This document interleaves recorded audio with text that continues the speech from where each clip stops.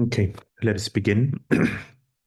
So, Om Namo Bhagavate Vasudevaya.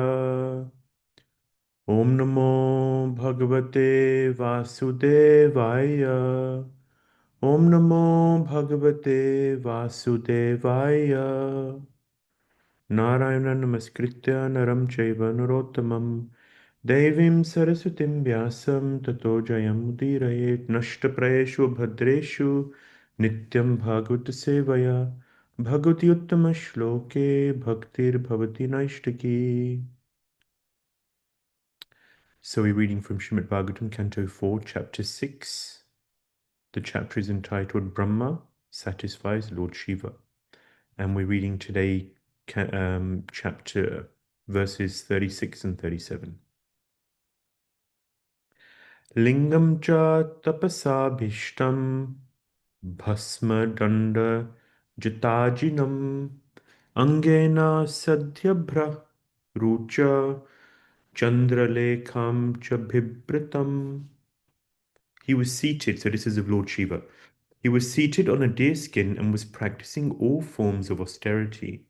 Because his body was smeared with ashes, he looked like an evening cloud.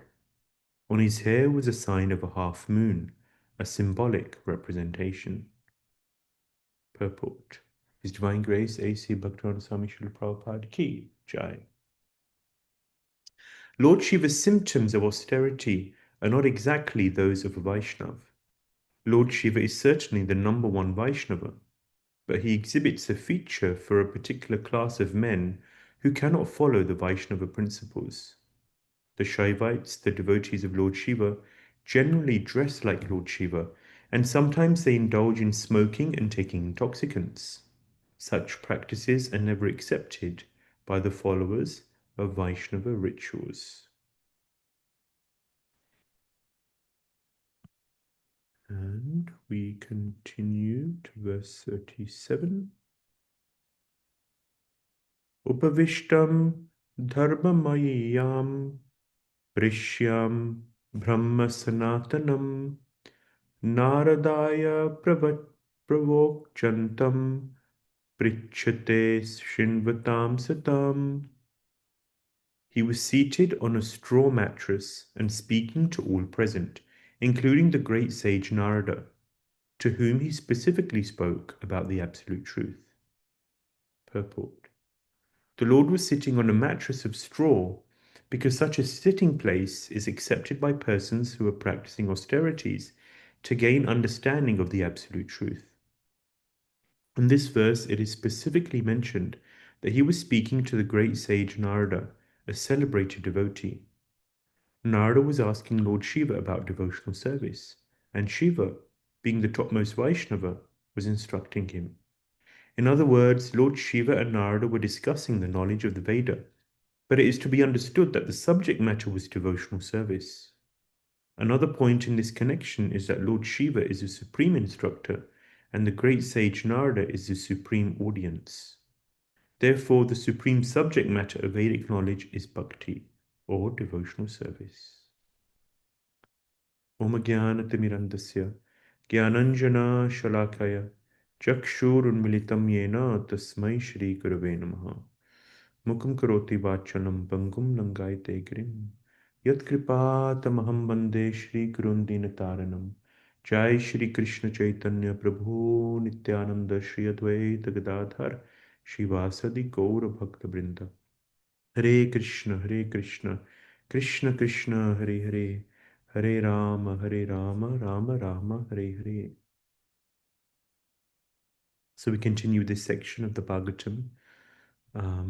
It's interesting, it describes how Lord Shiva is instructing Narad Muni. Disciplic succession. In the first canto, we see that Vyasadeva is receiving instruction from Narad Muni. But every guru has his own guru also. There's a devotee called Atma Tattva Prabhupada disciple. And he was, I think he was a sannyasi in another group. And then he left that group, he joined ISKCON. But, experience different types of people. He was skeptical. He was skeptical. And the devotees were preparing once for Prabhupada's arrival. And there was a real excitement. So many, everyone was very busy um, and running around because Prabhupada was coming. Prabhupada was coming. They were very, very enthusiastic to greet Prabhupada. And Atmatapa Prabhu was wondering what's all the kerfuffle about? Why is there so much of a fuss for this arrival?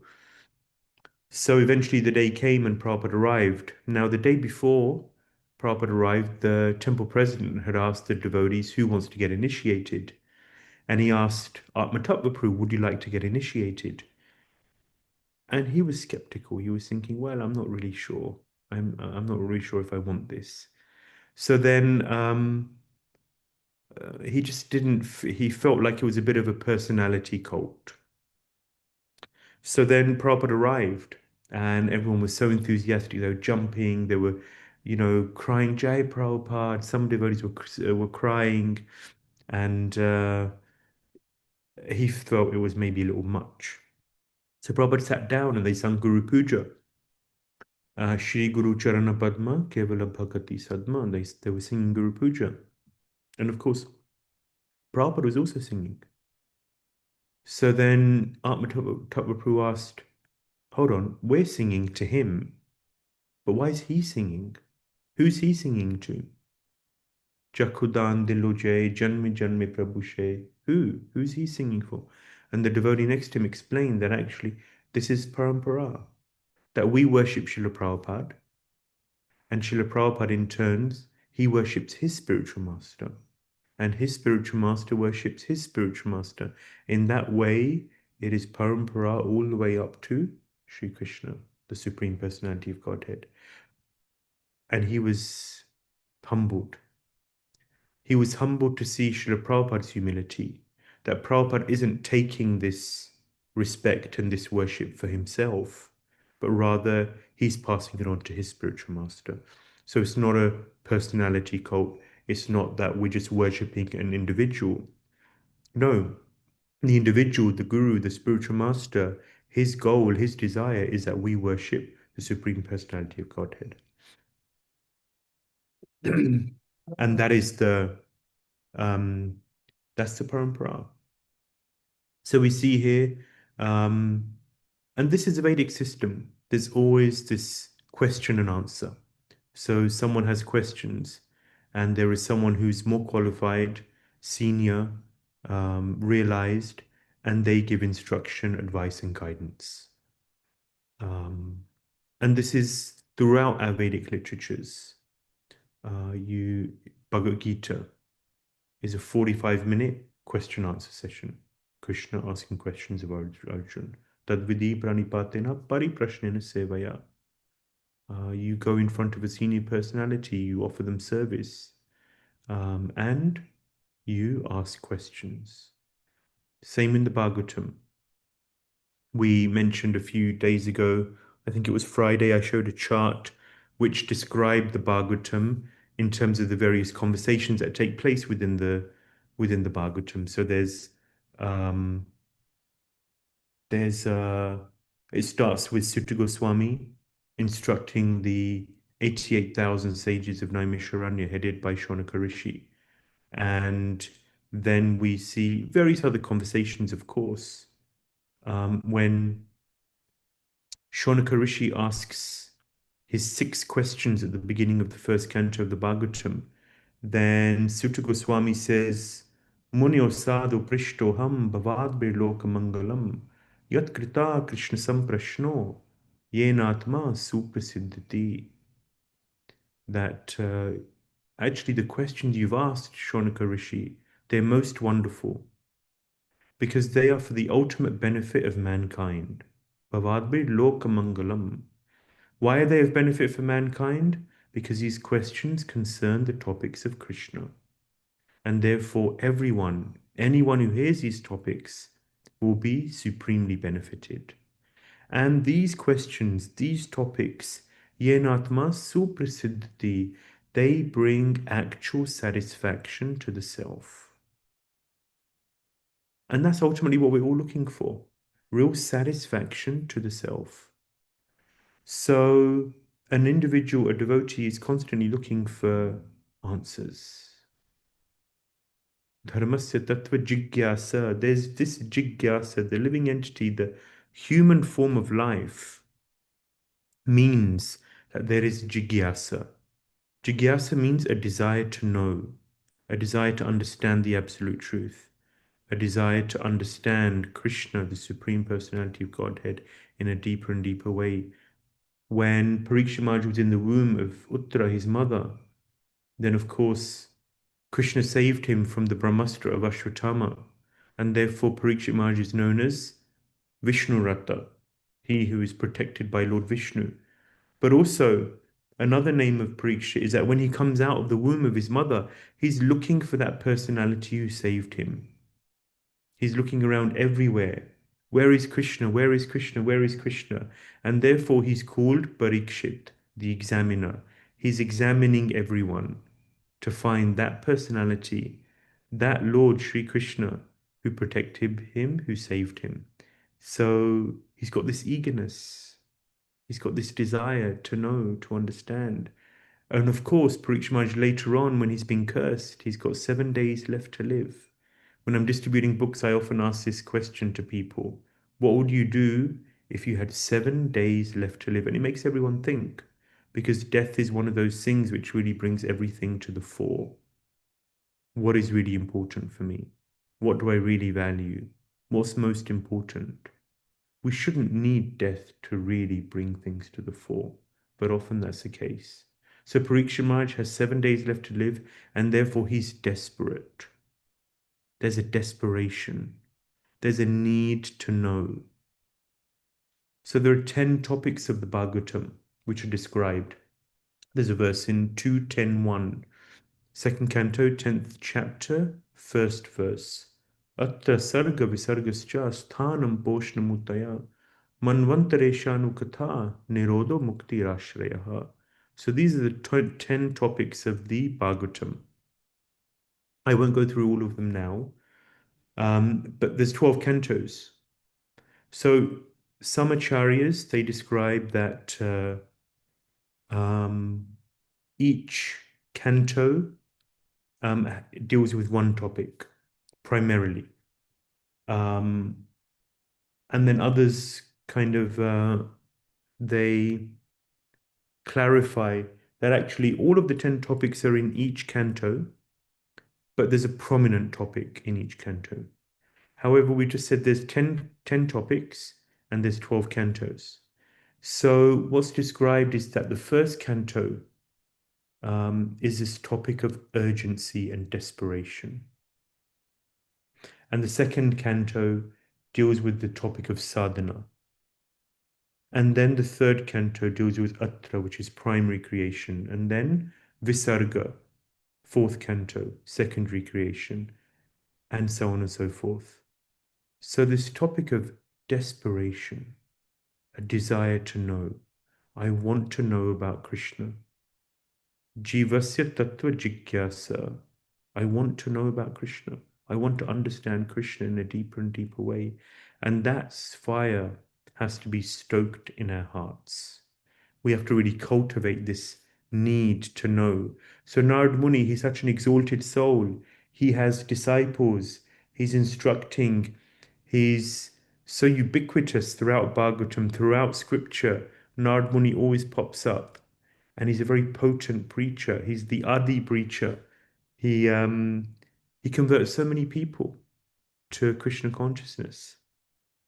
But still, he also has a guru. He also is taking guidance from Lord Shiva. He's taking shelter. He's asking questions. So no one is above it. At no point do we get to a stage where, well, I know everything. I don't need to be instructed anymore. I'm above that. No, everyone, as we go deeper and deeper into Krishna consciousness, There are so many wonderful insights, writings. Our philosophy is unlimitedly deep. It's like an ocean. And the deeper we go into this ocean, the more jewels we will mine from the ocean of devotion. And therefore, we should always be curious. We should always maintain this thirst to understand Krishna in a deeper and deeper way. In the Chatushloki Bhagavatam, Lord Krishna is revealing in 4 verses to Lord Brahma the essence of the Bhagavatam. 4 verses which summarize, which encapsulate the Bhagavatam. And from this, Lord Brahma unpacks the rest of the 17,996 verses, if you like. And beautiful verse, one of those verses, Etavad eva jigyasam tattva jigyasunatmanaha anvayad vatirekyabhyam yatsyat sarvata sarvadya. That an individual, a sincere practitioner, is constantly searching for the absolute truth, directly or indirectly, whichever direction one is going in, wherever one is, whatever one's situation, one is constantly looking to understand the absolute truth in a deeper and deeper way. So this is uh, uh, this is a devotee. This is a devotee. We're never satisfied. We should be satisfied, of course. We were talking about bringing supreme satisfaction to the self. Topics of Krishna bring supreme satisfaction to the self. But on another level, we should never be satisfied. We should always want more. We should always want to understand more about Krishna. This is one arena where we should never be satisfied because there's always more. There's always more. And so one key way to cultivate this is when we come together with devotees, we should talk about topics of Krishna. And this is often something which is really lacking. Once there was a devotee who visited some years ago, quite some years ago, maybe 15, 17 years ago. I was living in Bhaktivedanta Manor, and there was a devotee who uh, used to be living there, but then went traveling. And he came back 2 or 3 years later. And I was sitting, and he was traveling. I think he was in Vrindavan, Mayapur, etc., etc.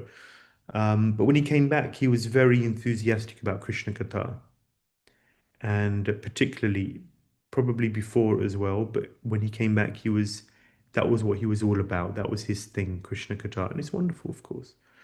I remember one day I was sitting with him at lunch, and we were talking, and I remember it was 1:55, and I said, Prabhu, I'm really sorry.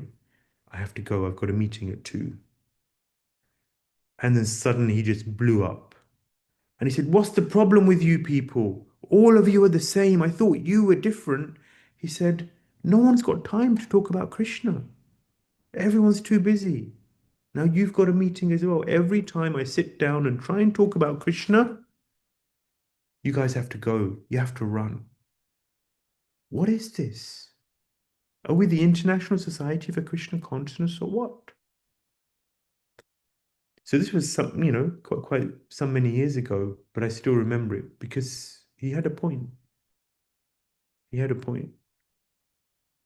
As devotees, when we come together, do we have time to talk about Krishna? Do we have time to talk about? Do we make the time? Because there's always other things to speak about. And it may even be preaching, it may even be management, it may be important topics. And there has to be a space for that too, agreed. However, at the same time, quality time just to speak about Krishna. Sometimes if you do that in today's society, in our society, then you may be labeled a bit of a sahajya, a pretender, um, trying to function above your station. You're not really that advanced. You're not really so interested in Krishna. But this is what Krishna instructs. Mat chitta mat kata prana bodhyantascha parashparam Katyantascha mam nityam tushyanti cha ramanti cha. What is the nature of a devotee? Krishna explains that my devotees, they always dwell in thoughts of me. They're absorbed in me, direct. Krishna's name, form, qualities, abode, associates, and pastimes, they have to become our mainstay. More and more we have to cultivate remembrance of Krishna. And philosophy, Bhagavatam, going deeper and deeper into the topics of Bhagavatam. Whenever I teach courses and so on, I always encourage devotees to inquire. And that's a sign for anyone in a position of being a teacher. One sign is that devotees have questions. One sign of progress, one sign that the learning process is taking shape, is taking place, is that devotees have questions. They want to know more. They're contemplating what they've heard and desirous to know more. So there's Shravanam, with hearing, of course. 3 steps, 3 stages which are described as Shravanam. And then there's Mananam, contemplating what I've heard, reflecting on it, looking at it from different angles of vision, considering where have I heard other insights into this theme, into this topic? How do they all marry together? Are there apparent contradictions? Do some elements not quite make sense to me? How can I bind this body of knowledge together into a coherent tapestry? So this process of mananam has to take place. And then there's nididhyasanam, applying, practicing, making it one with. Because there's a lot of knowledge. His Holiness Satchidananda Maharaj often says that he feels that in our society there's plenty of hearing, devotees hear, but he says that he doesn't feel that devotees give themselves enough time for the mananam and the nididhyasanam aspect, to really contemplate, to digest what we've heard, to contemplate it, and to look to apply it. So there's gyan, and then there's vigyan. And there's a process in between to convert gyan into vigyan. And that requires some time and space in our lives. It requires us to undergo a certain process of reflection and to really make the knowledge one with us, with ourselves, to make it a part of our daily lives, to make it just automatic. This is what I do.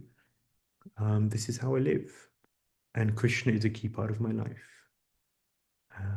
And when I come together with devotees, then is it necessary for me to speak about the politics, the economics, the sport, the latest gossip of what's happening in the community? He said, she said, this happened, that happened.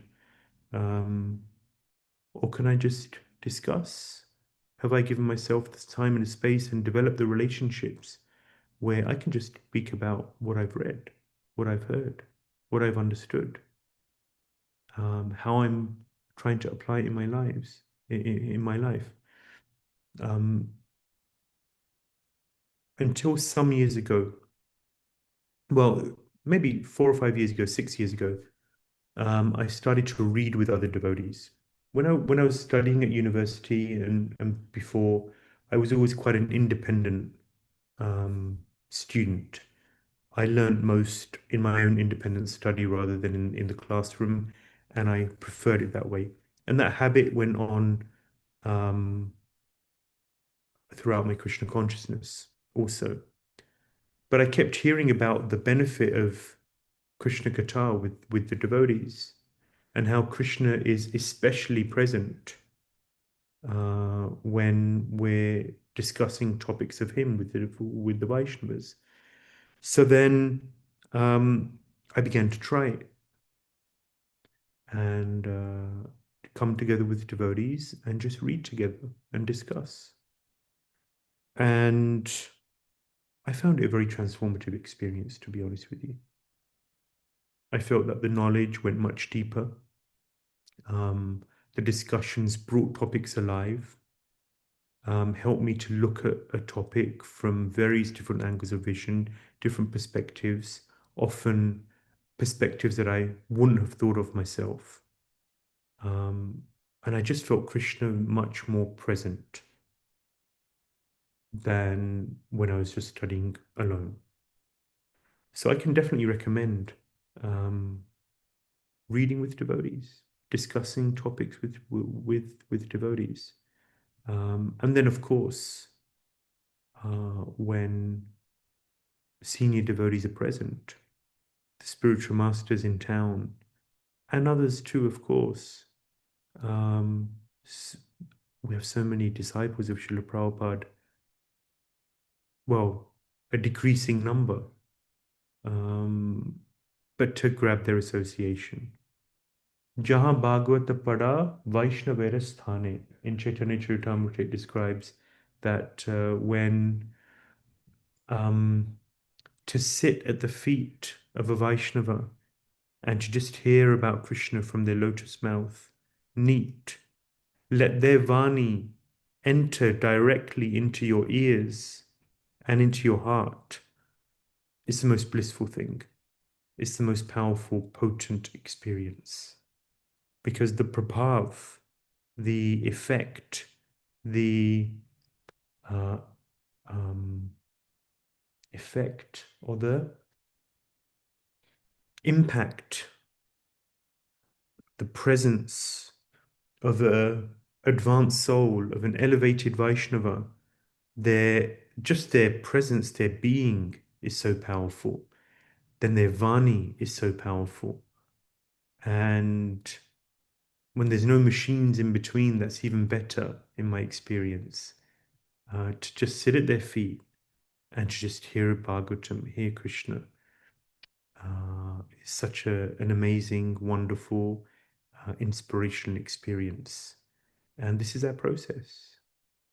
This is a key aspect of our process, to just hear about Krishna, contemplate Krishna consciousness, and apply Krishna consciousness in our lives, and become real carriers of Krishna in our heart, and then become effective mediums of then passing on that message to others as well. I'm going to stop there and see if there's any comments, correction. Please accept my humble obeisances, Prabhuji. Hare Krishna, Prabhu. Yes, Hare Krishna. I have a couple of questions. One is, I was thinking we are living in a world where we want immediate satisfaction. You say, you go to work, you get money, or uh, you go to restaurant and you get good food, like whatever the tasty food or anything that you want immediate. Like now AI is here, we want immediate answers. Everything is like right away. However, the process, the Krishna consciousness process, even though it cannot be quantified like right away, I know it is gradual that you one can experience that satisfaction over the course of time.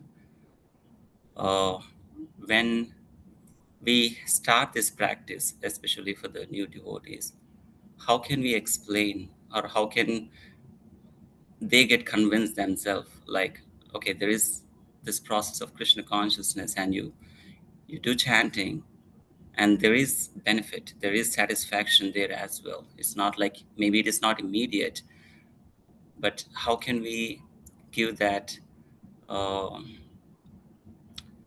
the knowledge, where they understand this, the Krishna consciousness is also as satisfying as other needs that we have. So where's the instant gratification in Krishna consciousness? Because we experience an instant gratification in the material world.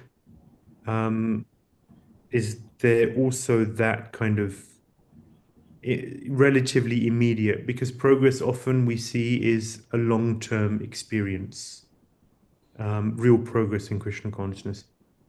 But what keeps us going in the short to medium term? Is that another way? Yes. Yeah.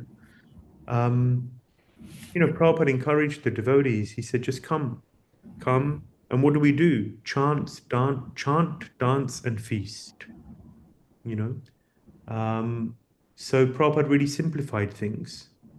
And we should have enthusiastic kirtan. Um, we have wonderful prasadam. We have wonderful association of like-minded people, of devotees. So that should be our experience of Vaishnava Sangha. And to create communities, number one is the temple community. And then also there are various Bhakti Vriksha groups going on. I was doing a spiritual leadership course, and one thing that they were emphasizing, this was in Mayapur, one thing they were emphasizing is that they want to build upon the idea of small groups. So they want small groups of devotees to come together more often. And this is coming from Bhaktivinoda Thakur's Namahata kind of system. Bhakti Vriksha is a kind of similar system, but basically the idea is that small groups of devotees come together, they meet together, they gel, they bond, there's friendship, there's camaraderie, there's unity. And in that way, they feel like we're not in this alone, we're together, we have like-minded people. And they develop friendship, first of all. I think friendship is very, very important. The second stage they speak about is sadhana, that you support one another in sadhana. So one thing that devotees can do, for example, all around the world, I see devotees doing this, is that they have a japa call. That you agree that, okay, 5:30 in the morning, we're all gonna be ready, and we go on Zoom. If you can't do it physically, then we all go on Zoom and we're together chanting the holy names with the video on. So then you can see if someone's sleeping, someone's distracted, looking at their phone, whatever, whatever, you know. So there's a unity there. And so sadhana improves and develops. And as sadhana improves and develops, then one's commitment to service increases. One is ready to take more time out in order to serve uh, in, the temple, serve the Krishna consciousness movement. And then the fourth stage they speak about is then one becomes a missionary, in the sense that one becomes more and more committed that, okay, I'm practicing this, I'm experiencing this, I'm living it, and I want to share this with others. And therefore, and a key aspect of one's life also becomes the mission of sharing, of preaching Krishna consciousness. And so they were suggesting that these small groups are an effective way to create um, a community. And I think that's one key thing that everyone's really looking for. So that's one aspect of the answer, I'd say. And another is that, yeah, Christian consciousness doesn't all have to be um, rules and regulations, do's and don'ts, etc. It should be susukam kartamavayam, joyfully performed. And when one starts to live a life in the mode of goodness, one gives up bad habits, living a regulated sattvic life. Then Rupa Goswami says that kleshagni, the kleshas, the sufferings that come in this material world, they abate, they reduce as one practices Krishna consciousness. Transcendental knowledge provides us with a lot of solace, with a clarity, um, and fears are reduced because we take shelter. We take shelter of Srila Prabhupada, of transcendental knowledge, of the Vaishnavas and a spiritual master. And in this way, we join a community And in this way, things are, there's positive experiences. And ultimately, when one comes in truth with the absolute, when one comes in touch with the absolute truth, it stirs the heart. And one knows that, okay, this is what I was looking for. This is the reality that my soul has been searching for. And when the soul comes in touch with the absolute truth, with Vaishnavas who are living and sharing the absolute truth, then one really feels at home. Then one feels, yes, we all want meaning in life. We want a deeper meaning in life. What am I living for? What is it all about? And Krishna consciousness gives a real clarity. So there's friendship, there's the process itself, um, susukam kartamaviyam, and then there's a philosophy, which should, which brings Abhay Charanaravinda. Srila Prabhupada that was Prabhupada's name, Abhay Charanaravinda. Why? He's fearless. No worries. Why? Because he's taken shelter of the lotus feet of the Lord. Is that okay, Prabhu? What do you think? Yes, yes, Prabhuji. Thank you so much. Thank you. Anyone else?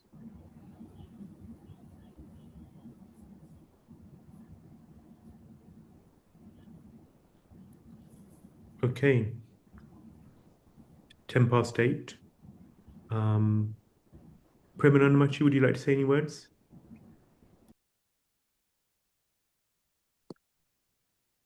Very nice answer for that particular question. It has so much of great, perfect messaging, and really appreciate that. Yeah, it's not like an immediate satisfaction as anything else that happens in this world.